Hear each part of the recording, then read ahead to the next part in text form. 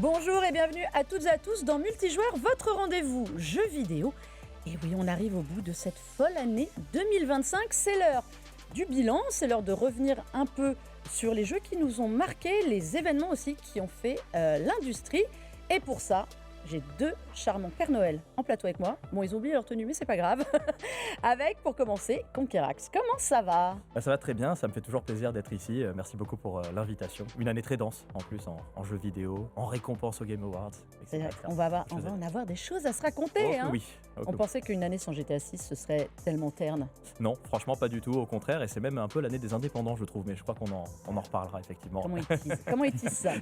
Et avec toi, Jules Seigneur, alors que les gens connaissent aussi sous le nom de Kyle. Comment ça va, Jules ?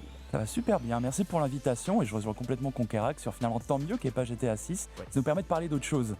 Et ça, on en parlera déjà beaucoup en 2026, donc tant mieux, parlons un peu des jeux indés de 2025. J'aime bien toutes ces années, tous ces bilans de fin d'année où on se dit l'année prochaine on parlera de GTA 6. Eh bien, on va quand même en parler un petit peu parce que l'ombre de GTA 6 plane en permanence sur le jeu vidéo. C'est notre actu à chaud de 2025, figurez-vous. C'est parti.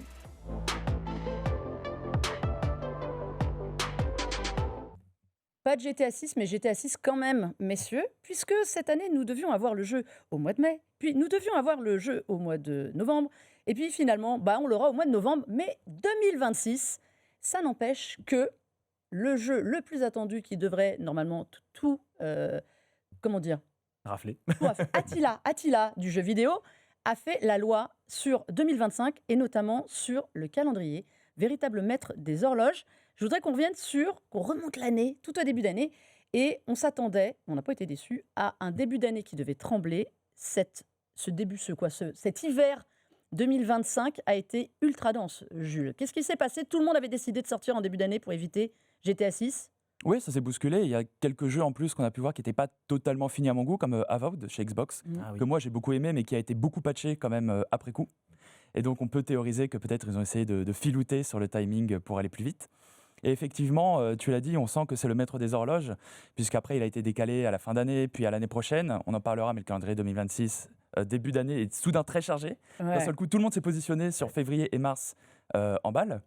Et donc, du coup, évidemment, on peut se demander qu'est-ce qui va se passer à la fin de l'année 2026 et s'il y a encore un report, ce qui n'est jamais exclu. Exactement. Moi, j'avais misé depuis le début sur novembre au mieux, voire plutôt 2027. Je suis complètement... Dans cette émission, j'ai pas arrêté de le répéter que j'y croyais pas à 2025. C'est vrai, non, mais moi je me demande franchement, parce que là, s'il le reporte encore après l'avoir reporté déjà d'1 an, j'allais dire c'était en novembre, enfin d'1 an, il y a eu tellement de reports sur GTA 6, je me dis là il va y avoir un vrai souci, d'autant qu'en plus en ce moment chez Rockstar, il y a vraiment des problèmes. Il y a les syndicats, enfin les mecs qui sont devant les bureaux Rockstar New York. On va revenir dessus, c'est la folie. Et c'est vrai que c'est un catalyseur, ce jeu-là. Tout le monde en a peur, finalement, dans l'industrie. Tout le monde en a peur et ça peut se comprendre. Sur le début d'année, on a vu arriver quand même 2 jeux qui étaient censés être des poids lourds de l'année, qui étaient Monster Hunter Wilds, gros jeu de Capcom qui était là. Est-ce qu'il a eu le succès qu'il devait ? Alors, on sait que c'est quand même, ça chiffre, je crois qu'ils sont à 10 millions. 10 millions, ou 10 millions presque 20 vendus. millions d'exemplaires vendus, donc beaucoup. Mais est-ce qu'il est passé à l'as ou pas pour vous ? Un peu. Il a la dynamique opposée d'un jeu Capcom ordinaire. Alors évidemment, énormément de ventes à la sortie. Mais c'est toujours un jeu très attendu. C'est aussi pour ça explique... Et surtout depuis Monster Hunter World qui avait fait des chiffres énormes pour Capcom. Donc tout le monde attendait Monster Hunter Wilds, mais il se trouve que le contenu de jeu n'a pas été jugé suffisant, surtout pour les joueurs hardcore qui sont quand même le noyau de la communauté. Bien sûr. Donc il a été terminé trop vite, et donc on observe une dynamique très atypique pour un jeu Capcom, c'est-à-dire un effondrement complet des ventes, alors que c'est un studio, un éditeur qui se base énormément sur les ventes du back catalogue, c'est-à-dire des jeux déjà sortis. Monster Hunter, c'est une licence qui continue de se vendre vraiment au fil des années. Après, j'ai quand même un peu confiance. Bon, déjà, d'avoir 10 millions d'exemplaires vendus à 20 millions d'exemplaires, c'est quand même énorme. C'est rentabilisé. C'est rentabilisé, ça, il n'y a aucun souci. Et puis après, je pense que c'est un jeu qui va continuer d'être mis à jour par Capcom derrière. Et il y aura des ventes en fond qui vont être là. Et puis après, il y a tellement de choses qui arrivent chez Capcom, je pense qu'ils vont... Mais on l'attendait plus que ça, on est d'accord. Oui, c'est vrai. Alors après, ça a quand même été... je trouve qu'il y a eu un bon... On en a quand même pas mal parlé, moi, je trouve, à ce moment-là, au moment où il est sorti. Maintenant... Bon, c'est vrai qu'il n'a pas continué finalement à être alimenté derrière en news, etc., en nouveautés. Il y a eu des DLC, mais bon, voilà, c'est vrai que on en attend quand même un petit peu plus pour Monster Hunter, qui est la licence vraiment la plus forte de chez Capcom. On dit ça, alors on en parlera plus tard oui. sur l'année prochaine. Une petite année l'année prochaine aussi, parce que mine de rien, on fait la fine bouche. 10 millions, un peu plus de 10 millions de ventes, c'est quand même presque 2 fois plus que Clair Obscur, qui a tout écrasé. C'est Il faut vrai. quand même Bien le sûr. dire. Un autre jeu qui, alors lui, on n'attendait pas forcément à ce niveau-là, mais qui a surpris dans le bon sens du terme, c'est Kingdom Come Deliverance 2. Alors moi, j'étais restée sur le premier, qui m'avait un peu laissé perplexe. Les premières images m'avaient surlaissé perplexe. Kingdom Come 2 est considéré quand même par beaucoup Oui. comme le RPG de l'année. Alors, c'est pas un jeu. Ambitieux. Ah, Conquerac, t'en penses quoi? En fait, c'est pas un jeu à mettre un peu entre toutes les mains, j'allais dire, parce que pas tout le monde peut apprécier déjà la mise en place, le côté un peu rigide, le côté un peu finalement archaïque. Le côté verbeux Voilà, aussi, du verbeux. jeu. Mais c'est un jeu qui a une profondeur extraordinaire, évidemment, comme l'était le premier de toute façon, et celui-ci repousse encore un petit peu le tout. Après, moi, c'est pas un jeu sur lequel je me suis mis, parce que ça nécessite un nombre d'heures assez colossal pour en voir le bout. Donc, je sais pas si toi, tu as pu un petit peu plus y jouer que Jules, moi, Kingdom mais Come. c'est vrai que Le 2, non. c'est costaud. J'avais essayé le 1, j'avais passé une bonne dizaine d'heures et j'avais un petit peu laissé tomber parce que à ce moment, on va le dire, quoi, j'étais vraiment jeune et un jeu autant sur le temps long. Moi, j'étais quelqu'un de l'école, vraiment du gameplay très dynamique, très nerveux. Alors là, évidemment, on est aux antipodes de ce à quoi moi je joue d'ordinaire. Là, je vieillis, je commence à plus apprécier les jeux et les films qui prennent leur temps. Donc, je suis de plus en plus réceptif à la possibilité de jouer à Kingdom Come. Mais oui, j'ai complètement T'as laissé 200 passer. heures. Ouais. 200 heures, là. T'es gentil. Apparemment, je crois que je suis gentille, ouais, 200. Dans les jeux qui sont sortis en début d'année par Harper, on a aussi le champion récent des décalages et reports avant GTA, qui était Assassin's Creed Shadows. Wow. Oui. Alors, pour moi, une énigme, Mm. parce que j'ai trouvé cette relecture d'Assassin's Creed avec 2 héros, un théâtre au Japon féodal qui était extrêmement intéressant, Oui. intéressante. Et en revanche, c'est parti fort, ça a un peu piétiné aussi. Mm. Qu'est-ce qui se passe avec Assassin's Creed? Est-ce qu'on est fâché? Est-ce qu'ils n'y arrivent plus? Qu'est-ce qui se passe? Moi, je Pourquoi pense ça ne fait plus des millions et des millions de ventes comme avant? La licence, en fait, elle jouit malheureusement d'une aura un peu négative auprès du public en règle générale, parce qu'il y a eu tellement d'Assassin's Creed qui sont sortis une fois par an, une fois tous les 2 ans. Enfin, C'est c'était les 18 ans, voilà, c'est ouais. pour dire. Et en fait, les gens en ont eu peut-être un petit peu marre de voir cette redite de gameplay permanente, finalement, avec juste le lore et peut-être un skin qui change, j'ai envie de dire. Et Ubisoft, malheureusement, souffre aussi, je crois, de tout ce qui a pu se passer. Il y a tout un truc autour d'Ubi, malheureusement, qui est assez compliqué. Alors que finalement, Shadows, c'est pas un si mauvais jeu. Je veux dire, les gens l'ont dépeint comme un jeu vraiment rébarbatif, un Assassin's Creed classique, trop d'heures, etc. Moi, je l'ai trouvé très intéressant. Donc, et puis ce double gameplay finalement avec ces 2 personnages, c'était vraiment pas mal. Donc, je Est-ce suis qu'il a- pas trop d'accord avec. Il n'a pas eu le succès qu'il méritait, Jules? Moi, j'aimerais tempérer un peu ça quand même, puisque selon Ubisoft, il a eu le succès qu'ils espéraient plus ou moins. 3 millions de ventes, il me semble. Ils sont à qu'ils 5, je crois les qu'ils sont à chiffres sont 5 un peu imprécis, plus. Et puis, on est à C'est 5 on ne sait plus. C'est moins C'est que ce moins- qu'ils pensaient quand même. C'est un peu moins à que ce mon qu'ils sens, hein. pensaient, mais ça reste selon eux le meilleur lancement à part Valhalla de la franchise. Donc fait, c'est c'est- pas exactement un bid commercial. Pas 20 millions il a- d'exemplaires, il- Valhalla, après, Mais au bout du mois. Valhalla, c'était très spécial, ils l'ont dit eux-mêmes dans leur communication interne, c'était Ah le oui. Covid-19 Ouais. et c'était surtout le lancement de la Xbox Series qui n'avait pas de poids lourd pour le joueur Xbox. Donc ils le Il est savent sorti en eux-mêmes. plein confinement. Hein, Voilà, faut c'était un n'oublier pas. contexte trop Ouais, mais particulier. quand même. Mais Je pense en que c'est revanche, déçu. il a fait très très vite 3 millions, 5 Oui. millions. On n'a plus du tout de chiffres. Il Oui. aurait complètement porté disparu Ouais, sur les Ils Ils chiffres. ont pas on a un mélangé un problème peu, dessus. c'est 3 millions de joueurs, 5 millions de joueurs et Un de peu. ventes. Tu sais, il y avait C'est un. pas les seuls à le faire. mais Alors un en peu. fait, c'est aujourd'hui la communication. Oui. Tous les gros jeux font ça, Mm. tous les succès. C'est-à-dire que tu as le nombre de copies et le nombre de joueurs selon Voilà. que ton jeu est sur des services ou pas de services. C'est Voilà. c'est un peu ça Oui. l'arnaque, on va Oui. dire. Mais Mais pour le clore, en fait, je dirais tout simplement, je pense pas qu'il soit mal vendu à l'échelle de la franchise, mais c'était pas le Messi attendu, et c'est clair qu'il n'a pas relevé Ubisoft tout seul. c'était les donc- meilleures ventes d'un nouveau jeu en Europe. Oui. D'accord. à un Ça, quand moment. même, oui, c'est Ça, non, mais il c'est faut très pas- bien. il faut quand Mais même c'était aussi pas si le- mauvais. Il y a des gens qui ont dit que c'était nul, que Non, c'était non, non, horrible, non, c'est etc. J'ai pas trouvé non plus qu'on soit sur ce cas-là. C'est tout à fait correct. C'est pas un mauvais Assassin's Il Creed. est en fait. beau, déjà Très beau, très beau. il est très très Très, très beau. joli. Moi j'aimais bien la dualité des personnages, Ouais. la possibilité de choisir, Bien sûr. parce Mhm. qu'on n'a pas tous la même façon de jouer. Alors moi je suis assez classique. Ah, soit t'es Euh, bourrin, soit t'es ninja. Voilà, quoi. moi j'étais plus team Shinobi Ninja. Ouais, ouais, je comprends.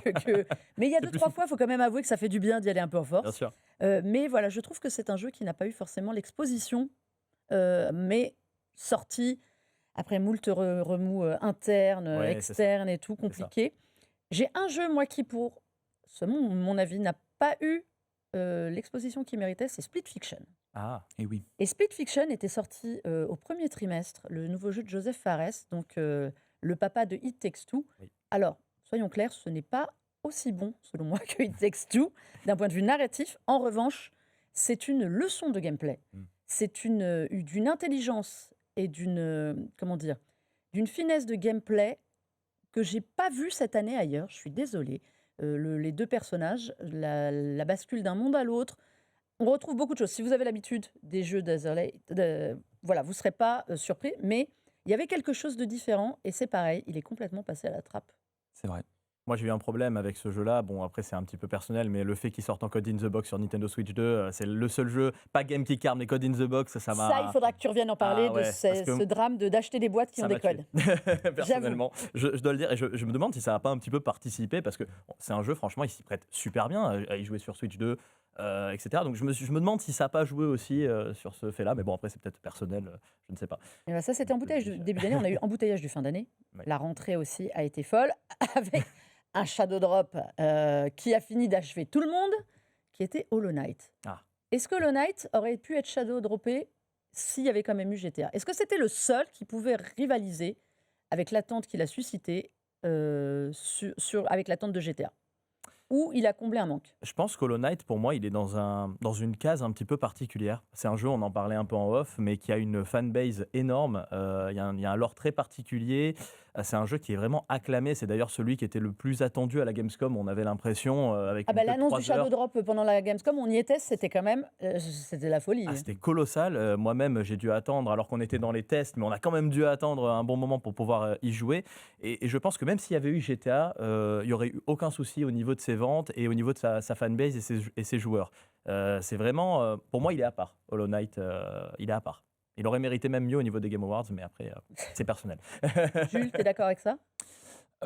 Je pense que de toute façon, la team Cherry est un peu dans une bulle, donc je pense qu'ils auraient sorti le projet quand ils estimaient que c'était terminé. Ils vivent tellement dans une bulle qu'il faut rappeler qu'ils n'ont pas envoyé de code aux testeurs. Non, Ils n'ont pas vraiment fait de preview. Ils sont vraiment dans leur dimension, Ils quoi. s'en foutent. Ouais, Ça se vendra quand même. ils ont mis 6 ans. C'est exactement ça. Voilà. Est-ce qu'il n'y avait pas une espèce de, comment dire, de certitude sûr, ouais. d'eux-mêmes Oui, un peu. de savoir que le jeu était attendu Ça et fait combien d'années qu'il a attendu aussi? 6 ans. Voilà, ça fait 6 ans. T'imagines bien que là, c'était bouillonnant. C'était bouillonnant. Et puis l'annonce de Nintendo, lors du Nintendo Direct, ça a été mais stratosphérique. Je crois que ça a éclairé Mais tu te rends énormément compte qu'il d'autres avait déjà été annoncé par Xbox Oui, et que tout le monde mais tout le monde s'en fout. Oui. c'était terrible. Mais tu sais, moi, je vais un peu prêcher pour ma paroisse, évidemment, puisque je suis journaliste, mais effectivement, le fait de snober un peu les journalistes pour le vrai test, le fait est que si ça avait été un studio comme Ubisoft, on en parle à l'instant, il y aurait eu un tollé mondial pour dire c'est inacceptable qu'ils ne donnent pas aux clients une chance de se faire un premier avis sur le produit à travers la vie etc. Là, c'est la team Cherry. On leur pardonne tout, entre guillemets. On leur pardonne d'être dans leur bulle. C'est un peu le côté auteur, artsy du projet. C'est un peu le côté confiance maximale. Malheureusement, il aurait pu être nul. Après, c'est très bon. Il est Donc, pas en fait, nul. au final, il est pas nul. au Mais final- le fait est que, il y a par Vous exemple, savez que vous n'arriverez pas à me convaincre C'est vrai. totalement bien sur sûr, le bien live. sûr. Moi, je suis pas journaliste, donc ça va aller. T'as le droit. C'est bon. Mais tu vois, le studio Heart Machine qui avait fait Hyper Light Drifter, un des grands succès indépendants des années 2010, malheureusement, il est sorti Possessor cette année, et Possessor, c'est vraiment pas bon. Et donc, heureusement que eux se sont prêtés au jeu. Alors, ils vont fermer, donc ça, c'est très très malheureux. Ah oui. Évidemment, je ne leur souhaite pas ça, parce qu'un échec peut arriver à tout le monde. Mais si Heart Machine n'avait pas proposé effectivement des tests à l'avance, ça aurait pu être un peu embêtant. Est-ce qu'on a besoin, parce que on le disait, tu le disais, Conquerax, c'est une année qui a souri aux indépendants. Tout à fait. Voilà, même si on sait qu'il y a un éternel débat sur Clair Obscur est-il un jeu indépendant, Voilà. oui ou non, il est conçu comme un indépendant et il sort de nulle part comme un indépendant, ni porté par Electronic Arts, ni porté par Ubisoft ou qui que ce soit. Ça confère quand même un statut d'indépendant. Il y a eu Blueprints, Oui. il y a eu Hades 2. Ah, désolé. Il y a eu beaucoup de petits jeux indépendants qui ont fait leur blé aussi là-dessus.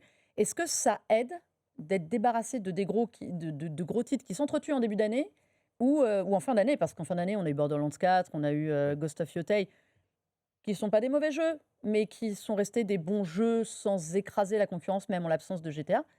Est-ce qu'il n'y avait pas, c'était pas l'année ou jamais pour les jeux indépendants? Bah, c'est possible. En tout cas, je pense déjà que le report de GTA a libéré, j'allais dire, la bourse de certaines familles, puisque quand tu achètes un jeu, quand même, ça a un coût. Et je veux dire, même si, par exemple, Hollow Knight, finalement, il coûtait 20 balles, donc tu te dis, bon, c'est vraiment intéressant.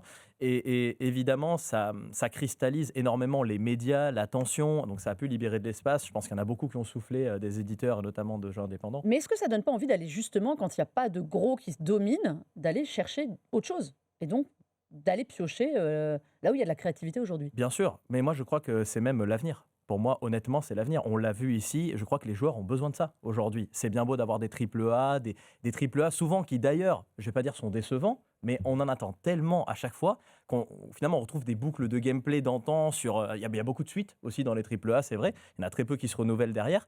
Et donc, j'ai l'impression que les gens ont besoin de cette créativité, ont besoin de ça, de se libérer l'esprit. Et les double A, quelque part, où les indés osent des choses que les triples ne font pas. Puisque quand tu as un budget colossal, forcément, tu as beaucoup de risques. Tu as des contraintes. Tu as des contraintes. Et c'est en cela que c'est intéressant. Et puis en plus, à l'ère de l'IA, à l'ère de tout qui se, standardise quelque part, je crois que ça fait du bien. Ça fait du bien au grand public finalement. Finalement, merci GTA. Mais merci. Je te sens sceptique, Jules. Non, je suis pas sceptique du tout. Je suis d'accord sur le côté créativité. Moi, ça fait quelques années que je vois effectivement même le secteur qu'on appelle double A, ces jeux qui sont entre le micro-jeu indépendant et le triple A émergé. Moi, mon exemple fétiche, c'est un peu Robocop Rockcity. Il vient de Pologne, de Teillon. C'est trop cool. Très bon jeu. Alors là, pour le coup, on parlait d'un jeu qui était passé sous les radars, qui était très bon. Pour le coup, meilleur lancement de Nacon quand même. Ça va, il a été repéré, Robocop. Meilleur lancement historique de Nacon à la sortie. C'est vrai, c'était le... Il a très bien performé. Et moi, je pense qu'il y a un autre angle au-dessus de tout ça, au-dessus de l'angle culturel, on va dire, la créativité, c'est aussi l'angle économique. Bien sûr. On va pas se mentir, on vit une période économique difficile qui est appelée à se durcir encore dans les années suivantes. Et les gens ont un pouvoir d'achat moindre. Et donc, des jeux qui naviguent entre 10 à 40 euros, pour le prendre très largement, c'est aussi beaucoup plus finançable, tout simplement. Bien sûr. Mais tu fais bien, tu me fais une transition de la mort. On va parler de jeux qui coûtent une blinde maintenant, parce que l'autre événement de l'année, ça a été évidemment le lancement de la Switch 2, qui elle a été fidèle au poste. Oui. Début juin, arrivée de la nouvelle console de Nintendo, arrivée de jeux qui atteignent désormais les 90 €. On en parle de ça ou pas? C'est horrible. 90 € pour Mario Kart World. Non mais il y a eu un seul jeu à 90 €. Mais c'est un pour l'instant. Pour l'instant, honnêtement. Ce n'était pas normal. Honnêtement, ce n'était pas normal du tout. En plus, Mario Kart, on en avait un petit peu parlé, mais devait être le jeu familial typique par excellence. On sait que ça va se vendre par palette. C'est encore le cas aujourd'hui. C'est le jeu qui se vend le mieux sur Nintendo Switch 2, bien évidemment. Donc pour moi, il aurait dû montrer l'exemple. Et il ne l'a pas fait au départ. Il a montré un exemple qui n'est pas terrible. Exactement. Donc ça, vraiment, moi, j'étais contre à titre personnel. Bon, après, ça ne l'a pas empêché de se vendre derrière. Et je pense par bundle aussi, parce qu'il y avait quand même le bundle Nintendo Switch 2, même s'il était en démat à l'intérieur, ça c'était un petit peu embêtant, mais très embêtant. Monsieur est anti-démat. Je vais faire une émission, sachez-le, de toute façon j'ai prévu de faire une émission sur le jeu physique et le jeu démat avec toi et pour toi, parce que je suis tout à fait d'accord avec tes arguments. C'est gentil. Donc on se refera ça, rendez-vous est pris pour 2026. Merci. Mais non, avec plaisir. Est-ce que la Switch 2 est là où on l'attendait? Est-ce que c'est un produit fini ou pas? Est-ce que c'est un produit qui a le catalogue qu'il mérite? Je pose tout, comme ça, hop, tu vas poser ce que tu veux. Jules, vas-y, fais-toi plaisir. Pour moi, l'événement presse qu'il y avait eu au Grand Palais, l'ambiance qu'il y avait eu dans la salle résumait tout. C'est-à-dire que les jeux qui étaient montrés ont enthousiasmé tout le monde. Je pense évidemment à l'exclusivité From Software, The Dusk Bloods, qui doit arriver, qui est le prochain jeu d'Hidetaka Miyazaki, donc réalisateur de Dark Souls et Elden Ring, donc forcément très attendu. Mais est-ce que c'est aussi parce que c'est des jeux qu'on n'attendait pas? Qu'on n'attendait pas aussi. Ils ont créé la bonne surprise. Et d'un autre côté, à l'instant où ils ont annoncé le prix de la console, l'ambiance dans la salle s'est refroidie d'un seul coup. J'ai entendu quelques jurons partir de ci, de là. Et je crois que ça résume tout le problème de la console, même si le prix va être encore appelé à monter avec les coûts de la RAM qui augmentent. Je suis désolé. Là, il a bien baissé pendant le Black Friday. Mais ça va remonter, je pense, en France, qui était très attractif. Ouais, mais il va falloir en effet se ruer sur les stocks. On est d'accord. Maintenant, la console. Je pense que c'est une proposition en réalité qui est correcte, c'est-à-dire que c'est ni une mauvaise ni une excellente console. Moi, je suis relativement satisfait comme de cette première année. Il y a Donkey Kong Bonanza que j'ai ma foi beaucoup aimé. Moi, j'ai beaucoup aimé aussi. Aussi le DLC de Kirby qui devrait être disponible sur la Switch 1, il est disponible que sur la Switch 2 et je trouve ça compliqué à défendre, mais le DLC était sympa. Et Kirby à Riders. Il est vraiment cool. Moi, je trouve que c'est un très bon titre. Peut-être même, je vais pas dire au-dessus de Mario Kart World, mais c'est pas comparable, c'est différent. Mais souvent, on fait le comparo. Mais je trouve que c'est un excellent jeu de complément même. Kirby. Ouais, Kirby à Riders. Kirby. C'est un défouloir absolu, oui. Mais Kirby m'a donné un mal au cœur. Ça peut se comprendre. C'est un vrai bazar au départ. J'ai eu en jouant. Alors déjà, la Gamescom, quand on l'avait testé avant sa sortie, j'ai fait wow. C'est un Smash Bros, mais version c'est un super jeu à faire entre amis, entre potes pour rigoler, pour le maîtriser. Ah oui. Kirby, c'est quand même quelque chose. C'est technique. Donkey Kong Bonanza, revisite de Donkey Kong. Moi, m'a laissé très enthousiaste au début, m'a laissé un peu plus perplexe sur la durée. Mario Kart World est une énigme pour moi sur le Game Awards du jeu sport de... Ah ouais, non, je ne comprends pas. Ça, je suis désolée. Moi, je suis une grande fan de Mario Kart depuis toujours et sur toutes les consoles. En revanche, Mario Kart World est très sympathique, mais enfin, il ne révolutionne pas la roue. Et encore, ok, il y a 24 personnes. Moi, le seul truc que j'aime bien dans Mario Kart World, c'est le mode élimination. Qui est vraiment, pour le coup, ça, c'est délire. Bah, moi, je suis très mal placé pour parler parce que je joue à Mario Kart World tout le temps et c'est un jeu que j'adore. Et pour moi, c'est un peu comment dire, c'est le jeu que tu achètes par défaut avec la Switch 2. Aujourd'hui, je crois que tu peux le trouver à bien moins que 90 € si tu sais un petit peu chercher. Et c'est vrai que. Non, mais je m'éclate sur Mario Kart. Ouais, si. Mais je joue à un autre Mario Kart sur une autre console. Oui, bah, C'est ça le truc que Il y a des je suis un différences, peu. mais je peux comprendre que c'est pas le Mario Kart peut-être au départ qu'on attendait, si tu veux. C'est On pas m'a la vendu un monde révolution ouvert. attendue. Ah oui, ouais. Voilà, ouais, excuse-moi, moi je me balade en voiture, je cherche du monde, quoi. On attend Non, F0 mais quand c'est même, c'est surtout ça sur la console, mais c'est quand même le plus grand lancement de l'histoire des consoles de jeux, ça faut le dire aussi, en termes de c'est clair. vente, et ce n'est pas rien, ça montre à quel point la puissance de Nintendo finalement, peu importe les moves qu'ils font, derrière tu auras toujours la fanbase qui va acheter, et puis c'est une console finalement qui se révèle être toujours très familiale, et donc que tu peux très facilement acheter, que ce soit pour tes enfants, tout ça, donc je pense que voilà, les gens ils voient Switch 2, ils se disent bon allez, on va... Personne ne m'a parlé de Metroid Prime. Bah, Ah Metroid bah, c'est Prime, une déception en même temps. moi j'ai pas trouvé que c'était une déception. Alors tu vois, Alors, attends, je suis vas-y, pas trop Jules. d'accord avec ça moi. Mais, Vas-y, Jules. mais bon. Pourquoi Parce que Pour c'est l'instant. c'est un peu ce qui ressort de beaucoup de tests, c'est-à-dire que c'est un jeu qu'on attend depuis très longtemps. Mhm. C'est une licence extrêmement phare Oui. de Nintendo, mais c'est un peu semi-douche froide, En quoi. fait, c'est pas un bon Metroid, c'est pas un excellent Ah bah, Metroid Prime, c'est c'est le pas moins un qu'on bon puisse Metroid dire. Prime, mais c'est pas un mauvais jeu. Alors attends, c'est ça, vas-y. la- Alors Jules, je t'écoute sur Metroid. Non, mais il y a un problème structurel qui est très violent dans le Metroid Prime 4, c'est le fait de passer autant de temps dans le désert qu'une Ça, monde oui. ouverte à moto, et tu es obligé d'y passer du temps pour accéder au boss final. Donc ça, c'est une aberration complète. Pour un Metroidvania, enfin pour un jeu censé être un FPS Voilà. Metroidvania, c'est vrai que ça c'est un Mettre peu le l'accent sur problème. un peu d'exploration, de découverte. Et là, un désert Oui. pratiquement vide, il faut le dire. Tu as vrai. peut-être croisé les voitures C'est de Mario absurde. Kart World. Hein, enfin. Peut-être, mais c'est pas un mauvais jeu. Les gens l'ont considéré. Enfin, il y a des gens qui ont dit c'est un mauvais jeu. Non, Non, c'est pas mauvais. Non, mais tu vois, c'est toujours extrême. Aujourd'hui, je trouve que les raisons sont c'est C'est extrême les au réseaux, c'est possible. le concept. Hein. Et moi, j'ai un problème avec ça, quoi. On n'arrive pas à être un peu nuancé, tu vois. C'est pas un très bon Metroid. C'est bien mieux de jouer à Metroid Prime Remastered, qui était incroyable. Ça, on peut dire ce qu'on veut. Et pour moi, c'est même pas un remaster, c'était un remake, le truc, tellement il était Ça l'est. fabuleux. Ça l'est. Ouais, enfin, ils mettent Remastered, tu vois, sur la boîte, mais c'est un remake. On est entièrement d'accord. Qui était fabuleux. C'est le jeu pour moi sur lequel il faut aller quand tu veux t'initier à Metroid Prime. Maintenant, de là à dire que c'est un jeu nul, j'ai entendu ça, j'étais en mode waouh, des mecs qui mettaient des 0 sur 20 pour. Enfin, Non, c'est une déception, mais c'est pas un jeu nul. Voilà. Ça, je ne le défendrai pas. Voilà. Voilà. Il faut pas- non, mais faut se limiter quoi, non, aussi. Mais c'est pas le Metroid Prime qu'on attendait, parce que c'est vrai que c'était annoncé comme le jeu qui devait être vraiment le fer de lance limite un petit peu, et puis finalement t'as quoi, 7 ans d'attente, 8 ans d'attente, l'annonce était Un peu extraordinaire à l'époque. déceptif quand même. Tu peux pas dire le Petite contraire. déception Mm. pour l'attente, on va dire, mais voilà, je vais pas aller à cataloguer Il y a ça. quand même des très bons jeux sur la Switch, parce que là on parle que des jeux Nintendo. Il y a eu des très bons portages. Oui. On parlait d'Ubisoft. Bien sûr. Star Wars Outlaws ou Assassin's Creed Shadows sont quand même des bons portages. Oui, c'est vrai. Final Fantasy 7, Critique était venu nous en parler pour l'avoir déjà testé, qui arrive en janvier, si je ne dis pas de bêtises, ou je sais plus. Non, c'est une démo qui est Il y a la disponible démo, là. maintenant. La Ouais. démo Ouais. qui arrive est un excellent portage, il y Ouais, a plein de ouais, jeux. Est-ce qu'il ne fallait pas attendre un petit peu pour cette Switch 2 et qu'il n'y avait pas besoin de se précipiter? Peut-être. Après, moi, je trouve qu'on est très difficile avec aussi, pareil, le line-up de la Switch 2. Enfin, en tout cas, pas le line-up, mais les jeux qui sont là sur les 6 mois. Faut se rappeler quand même de celui de la Switch première du nom, qui était cataclysmique. Hormis Breath of the Wild au départ, qui était aussi sur Wii U. Qui était un jeu Wii U Voilà. porté sur Bon, Switch. Je trouve que c'est mieux, moi, que ce qu'a fait la Switch 1. Et pourtant, on a été moins sévère. On a toléré beaucoup plus de choses. Il y a quand même des titres. On parlait de Kirby Riders. On parle de Mario Kart World. Non, il y a eu des jeux d'éditeurs tiers aussi. Il y a eu des jeux d'éditeurs tiers qui ont été bien portés dessus. Le Star Wars, c'est vrai que moi j'étais assez étonné, même si c'est une Game Key Card. Bon, voilà. on va encore. Il aime pas ça, Non, vous mais l'aurez voilà. compris. Mais c'est vrai je crois qu'ils étaient obligés d'en faire une Game Key Card de toute façon. T'es d'après ce que j'ai entendu. obligé. Voilà. C'est Nintendo qui le Et- demande pour le coup. Ils y Et sont voilà, pour ils étaient rien. obligés, mais c'est vrai que c'est des beaux portages. Moi, je suis pas d'accord avec le fait qu'on dise qu'il n'y a pas de jeu sur Switch 2. Oui. Ça, vraiment, c'est un truc pour Toi, moi. tu dis, mettez-la sous le sapin de Noël. Je dis à ce. Ou attendez encore un petit peu. Au prix du Black Friday qu'on a pu voir. C'est fini le Black Friday. Ouais, c'est fini. Alors, au prix peut-être qu'on peut voir qu'ils sont encore OK avant l'augmentation avec la RAM, oui. Maintenant, au prix fort, je sais pas. À voir. Un fabricant, je voudrais qu'on bascule sur un autre fabricant, parce qu'on a tellement de sujets abordés qu'on n'arrivera pas à tout faire. C'est Xbox. Que peut-on dire de l'année de Xbox? Une année tout en paradoxe. Ils ont licencié du monde, 9000 personnes quasi, mais on s'y attendait parce que quand on rachète Activision Blizzard, on rachète Zenimax, à un moment où il y a quand même surnombre de gens, ils ont fermé des studios aussi sur des projets qu'on attendait. Ouais. Je pense notamment à Perfect Dark, évidemment, Oh qui là va là. peut-être renaître ailleurs. Oh. Ils ont sorti une console portable qui... Un Alors moi, PC. moi, Un PC portable. oui, mais c'est une console PC portable comme le Steam Deck et comme les autres que moi j'aime bien. C'est vrai. Ils sont en train de virer de stratégie. Ils ont sorti des jeux qui, pour eux, sur une console qui ne se vend pas, mais ils ont sorti des jeux qui n'étaient pas mauvais.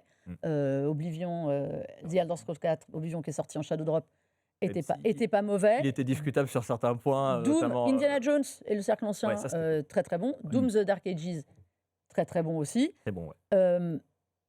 Moi, après, j'ai adoré South of Midnight, qui, j'espère, connaîtra une meilleure vie sur PS5 et Switch. Et à côté de ça, on dit, ils ne vendent plus de consoles, ils vendent pas de jeux. Sur PlayStation, c'est un carton. Qu'est-ce qui se passe? C'est un éditeur, c'est quoi maintenant? Bah, C'est quoi votre conseil à Xbox, messieurs? Moi, Allez-y. je sais quoi dire, mais je peux te laisser. J'aime bien. Jules, à chaque fois, tu te fais refiler la patate chaude sur Un le peu, sujet. un peu. Après, si tu Ouais. veux, moi je peux te dire, moi, honnêtement, pour moi, Xbox aujourd'hui, effectivement, est passé vraiment dans l'esprit des gens, à l'époque 360, etc., de constructeur véritable à éditeur même tiers, on va dire. Enfin, c'est assez C'est un fou. éditeur tiers de la C'est PS5. devenu un éditeur tiers, la preuve avec la PS5, avec Halo carrément, qui va te sortir un remake sur PlayStation 5. Alors ça, avoir le Master Chief chez Sony, moi j'ai été... Toutes les licences phares, C'est complètement Gears fou. est arrivé. Et puis c'est les Forza. meilleures ventes. Les meilleures ventes finalement sont des jeux Xbox. Forza qui a fait des ventes extraordinaires sur PS5. Donc je te dis que c'est quand même un bon move au final, mine de rien. Et puis ça permet au public de le découvrir. Mais d'un autre côté, tu te dis Xbox est en train de perdre quelque part ce qui faisait Xbox pour moi. Voilà, c'est un peu personnel, mais et puis bon, il y a eu des décisions. Alors peut-être qu'on va revenir dessus, mais il y a eu des décisions évidemment de racheter Bethesda derrière. Et puis quand tu vois qu'ils licencient autant de monde, je trouve que ça la fout très très mal au niveau communication. Bon, Oui, mais est-ce que voilà. c'était pas à prévoir? Quand tu as autant de gens Je sais qui pas. font la même chose, à un moment, les fermetures de studios, ils ont arrêté des projets. Perfect Dark, ça fait combien de temps qu'ils bossaient dessus, les mecs? Non mais moi Perfect Dark, 5 ans, ça a été, 6 ans. Moi, j'attendais Perfect Dark. Mais enfin, Arlésienne. ça a un été une moment- hérésie pour moi. est-ce que Xbox n'a pas fait ce qu'ils auraient déjà dû faire avant, mais ils n'en étaient pas capables d'être un peu, d'arrêter de foutre de l'argent par les fenêtres? C'est-à-dire qu'un projet qui ne marche pas chez n'importe qui, Mm. on l'arrête. Non mais tu Perfect vois, Dark tournait en rond. Moi, j'ai demandé en interne, Perfect Dark tournait en rond. Est-ce qu'à un moment, il fallait pas même arrêter les frais mais avant? tu peux pas mentir. Parce que Phil Spencer, le problème qu'il y a eu, c'est qu'il a beaucoup menti. Par exemple, Everwild avec Rare, il a dit 6 mois, allez, à 8 mois auparavant, on était au studio Rare, j'ai pu tester le jeu et il était génial. Et 8 mois après, tu dis quoi? T'arrêtes le truc, ça, je suis d'accord. T'arrêtes le truc. Et moi, ça m'a fait beaucoup de peine. Rare, c'est un de mes éditeurs, développeurs préférés, tu vois. Et j'ai vu ça, j'aime pas ce côté, en fait, voilà, on annonce des choses, et puis un an avant, t'as le Perfect Dark qui te sort un trailer où tu te dis, alors apparemment, en plus, il y a des discussions comme quoi c'était tout précalculé, je sais pas quoi. Bon, bref. Moi, ça m'a posé un vrai problème de communication. Je trouve qu'elle a été mauvaise. Tu rajoutes à ça, en plus, les licenciements. Tu rajoutes à ça l'augmentation du Game Pass qui passe de 17 Ultimate 99 à 26,99. Pour moi, Microsoft, c'est vraiment tirer une balle dans le pied en termes de market, quoi. C'était très compliqué. Ça a toujours été quand même pas leur point fort. Ouais. T'es d'accord, Jules? Je suis assez d'accord. Vraiment, je suis très critique de la position d'Xbox, mais pas que de cette année, évidemment. Je suis très critique de Phil Spencer. Tu l'as dit, qui a quand même un art de noyer le poisson, en tout cas, qui est très développé. Ouais, c'est ça. Moi, j'ai eu l'occasion cette année de faire des rétrospectives, si tu veux, sur la Xbox 360 et sur le Xbox Live Arcade. Et je me suis rappelé qu'à l'époque, ce qui faisait le panache de Xbox, c'était justement de mettre en avant tous ces titres indépendants et de dire nous sommes le foyer des indépendants. Ce côté un peu punk, puisqu'il y avait des gens comme Edmund Macmillan avec Super Meat Boy. Il y avait du bread, tout Il y ça. avait Splosion Man, qui était un classique de l'époque, on n'en parle plus aujourd'hui, mais qui était un classique. Il y avait les jeux de moto d'Ubisoft, là, le nom m'échappe d'un seul coup. Trials. Mais Trials, Ouais. exactement. Qui était emblématique également Bref, on pourrait faire la liste pendant très longtemps. On n'a plus le temps. Mais le fait est qu'aujourd'hui, le problème, c'est pas les jeux, puisque Xbox en a des jeux. En même temps, Dieu merci, vu tous les studios qui rachètent. Mais il y a des jeux cette année comme Keeper de Double Fine ou, tu as dit, South of Midnight ou même Avowed, dans une certaine mesure, qui m'ont beaucoup plu. Obsidian, grand fournisseur de jeux cette Obsidian, année. très C'est grand un fournisseur. trop mid en fait, malheureusement. Enfin, c'est pas que c'est mid, mais les gens, il n'y a pas eu le gros classique qui vient tabasser le truc. Tu sais, tu vois ce que je veux Ils sont dire? incapables de le rendre classique. C'est Ils n'ont ça. plus de marketing Ils n'ont pour plus le rendre leur jeu marketing pour, je classique. pense. C'est ça. Ils ont des très bons jeux, Oui, mais ils ne exactement. savent pas. Comme on l'a déjà dit dans cette émission, le fait qu'aujourd'hui Xbox et l'environnement gaming n'est plus une console, et d'ailleurs il n'y aura plus de console pour s'appeler Xbox, donc ça sera réglé, mais va devenir l'environnement gaming qui est le même sur PC. Sur PC, vous avez Xbox Bar, enfin, tout devient Xbox, et ça, ils le marketent super mal. Ah oui, oui. Le message ne passe pas en fait auprès des joueurs. C'est ça, c'est pas un problème de jeu, c'est un problème de marketing. Et à l'inverse, pourquoi je pense que PlayStation gagne la génération, en tout cas PlayStation contre Xbox, parce que eux, ils ont développé un art du marketing maintenant qui est redoutable. Bien sûr. Moi, je dis qu'il y a une appelisation de PlayStation, parce Complètement. qu'avec C'est les vrai. 30 ans de PlayStation, ils ont quand même vendu des coussins à 30 €, des statues absurdes. Des chaussures, des Voilà. baskets, on les a vus. Donc on C'est est clair. vraiment dans une appelisation du marketing, mais qui leur réussit énormément pour l'heure. Voilà. Mais les gens collectionnent en fait PlayStation, Oui, quelque part. C'est ça. Comme Nintendo, il y a cet esprit de collection que tu n'as pas chez Microsoft aujourd'hui aussi. Et donc, au-delà d'acheter des jeux, tu achètes des titres que tu gardes dans ton étagère ou des choses comme ça. Donc, Parce c'est qu'il vrai y a mais une c'est- identité. une Et identité c'est propre. pour ça. Voilà. On va finir vite parce qu'en fait, j'ai 2 trucs qui restent très peu de temps, sur Xbox. De toute façon, Xbox, je pense que 2026, on va avoir encore des trucs à se raconter. Bah, Je voulais juste, faire un coucou et saluer les performances du Team Vitality, sur Counter Strike 2 Ouais. cette année, Qui qui a été ont jeu de l'année, enfin jeu multijoueur, jeu online. multijoueur aux Game Awards Voilà. et qui a été surtout sacré équipe, Bien de sûr. l'année. Cocorico un peu pour nous. C'était une année très, très folle en e-sport en France. On a eu beaucoup. On a eu l'Evo, Oui. qu'on aura encore l'année prochaine. On a eu beaucoup de compétitions autour de Fortnite, de Rocket League. Il y aura le Six Invitational de Rainbow Six l'année prochaine. On a encore plein de compétitions. Et donc, surtout de saluer cette multitude de sacres. Ils ont quoi 9 victoires, je crois, cette année. Surtout, ils viennent de remporter un 3e major à Budapest. Pas rien. On avait dit, tout le monde se posait la question, est-ce que les gens seront capables de passer de CSGO à CS2? Visiblement, Totalement. oui, ça va. oui. C'est Donc toujours voilà. le numéro 1 sur les Steam Charts, C'est ça. Counter-Strike, il n'y a aucun problème avec ça. Mais je voulais saluer e-sport. Sûr. Messieurs, un peu d'e-sport quand même ou pas? un petit peu, l'Evo 2025, tu en as parlé, jeu de combat Oui. à Nice. Moi, j'y étais sur place, c'était une très très belle, très très beau salon. J'ai vu qu'il nous a été envié après derrière par les Américains. Ce que les Américains disaient, c'est incroyable, le public français est vraiment dynamique, il est vraiment là. Alors, c'était pas que le public français, il y avait beaucoup d'Européens, mais beaucoup de Français. Et moi, ma petite théorie, c'est que ça va être amené à se développer très très fort dans les prochaines années. Parce que, il faut le dire, avec l'administration Trump aux États-Unis et le durcissement de l'entrée sur le territoire, il y a énormément d'étrangers qui viennent à l'Evo. C'est une cérémonie internationale, dont énormément de Pakistanais, dont énormément de populations Des qui, je super pense, vont joueurs. être ciblées. Voilà, Les Pakistanais surtout sont sur des Tekken, super par joueurs. exemple. Ah bah oui. Et donc, je pense que le fait d'avoir en France une branche de l'Evo qui va être assez accessible, Qui était la finalement, première en Europe, en la plus. première en Europe, je pense que même ça va devenir un enjeu du territoire français qui va être très intéressant.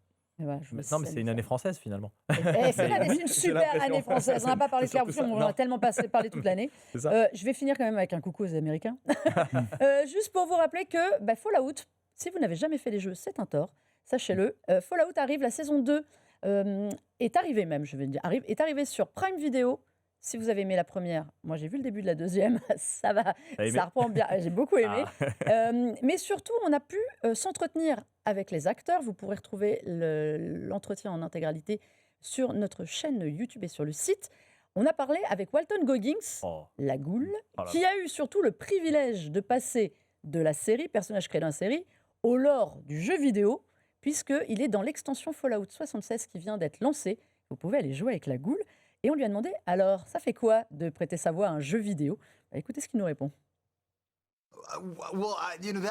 Eh bien, vous savez, c'était un peu intimidant pour être honnête. Vous savez, parce que d'abord, je me suis cassé une côte lorsque j'ai fait un voyage en Mongolie avec mon fils. Je venais de rentrer du voyage justement et on se préparait à enregistrer et j'étais tout simplement intimidé par le processus. Et puis surtout, j'avais vraiment, vraiment mal à la côte. Et ensuite, pour être honnête, ce personnage de la Goule, c'est vraiment, ce n'est pas lui sans les prothèses. Alors bon, je ne fais pas d'imitation de mes personnages et surtout pas le personnage de la Goule. Même si on m'a fourni une prothèse dentaire, il m'a fallu un moment pour vraiment rentrer dans le personnage, rentrer dans cet univers. Vous savez, je ne fais pas du doublage de manière traditionnelle, ce n'est pas mon truc. C'est vraiment bizarre, les acteurs, on a tous une façon différente de travailler là-dessus. On s'y prend tous un peu différemment. Et puis j'ai doublé cette autre émission de télévision pour un ami, et franchement, j'aimais pas du tout. Jusqu'à ce que je lui dise, écoute, il me faut plus que ces mots. Il faut que tu me dises exactement où sont les gens dans la pièce et que tu me laisses faire. L'équipe a suivi mes mouvements avec le micro et j'ai joué la scène comme si elle se déroulait vraiment. Je n'arrive pas vraiment à utiliser ma voix dans le vide. Ça ne m'intéresse pas, ce n'est pas amusant pour moi.